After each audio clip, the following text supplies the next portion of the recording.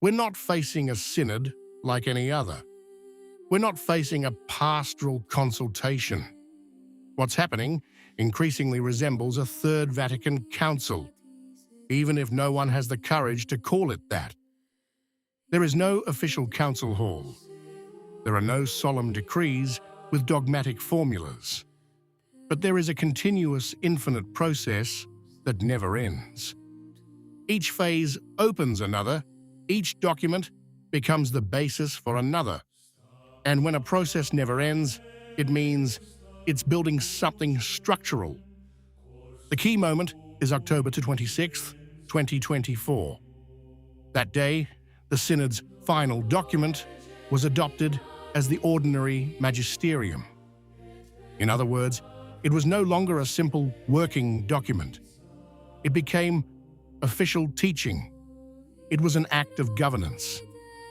And this changed everything. Then comes the date few are really looking at, 2028. A church assembly is scheduled to consolidate and implement what has been decided. Consolidate, implement, cold words. But in the church, these words mean establishing a new order, making it permanent. And here comes the idea that many are beginning to whisper, this is an unnamed Third Vatican Council. The heart of the matter isn't organizational. It's theological. It's ecclesiological. It's the very form of the church. For some time now, there's been talk of an inverted pyramid. What does it mean? It means that the hierarchical structure is no longer the central point of reference. It's no longer clear that the bishop leads, teaches, and governs by virtue of a sacramental mandate received from Christ through apostolic succession. There's increasingly talk of listening, participation, and process. Listening is a beautiful word.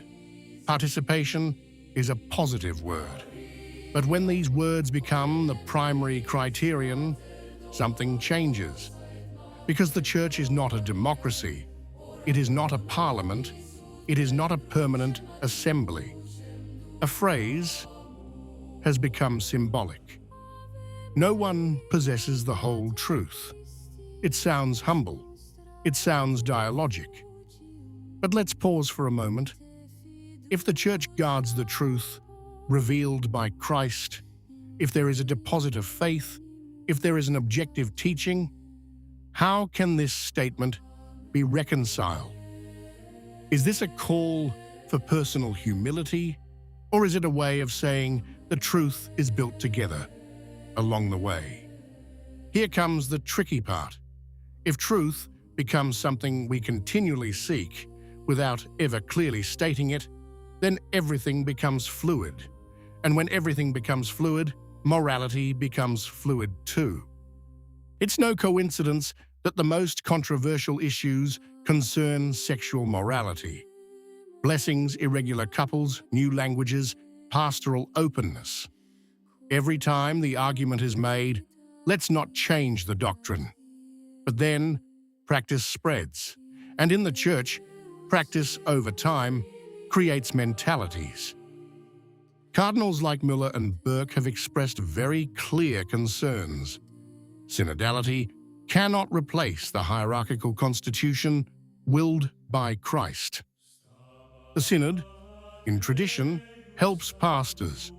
It does not transcend them. It does not relativize them. It does not put them on the same level as a permanent assembly process. And yet today, we speak of a synodal church as if it were a new definition of identity. No longer simply the Catholic Church, but the synodal church. With Leo XIV, the line continued. On May 8, 2025, in his first speech, he spoke of a church that aspired to be synodal. On June 26th, synodality was defined as a style and attitude. On July 7th, an operational document was released with new study groups, liturgy, episcopal conferences, structure. This is not a slowdown, it is continuity. On October 26, 2025, during the Jubilee of Participatory Organisms, it was stated that the Church is not simply identified with hierarchies and structures. This is true theologically speaking. But in this context, that phrase sounds different. It seems to mentally prepare the faithful for a reduction in the weight of the hierarchical structure. And here comes the dangerous opposition, the logic of power versus the logic of love. Those who exercise authority are easily portrayed as domineering. Those who teach clearly are easily portrayed as imposing. But the Church is not worldly power. It is sacramental authority. It is ordained service. If it's insinuated that authority is suspect as such, then the path is paved for profound reform.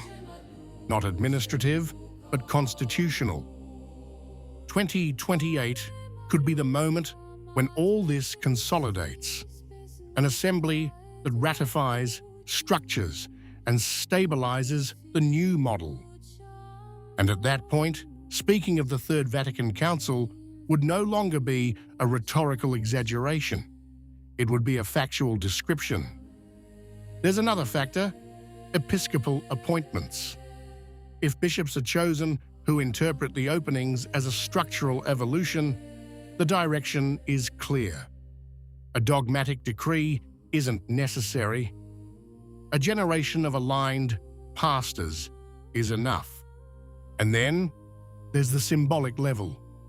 Some mystics, like Anne Catherine Emmerich, spoke of a dark church, of a structure that would have been emptied from within.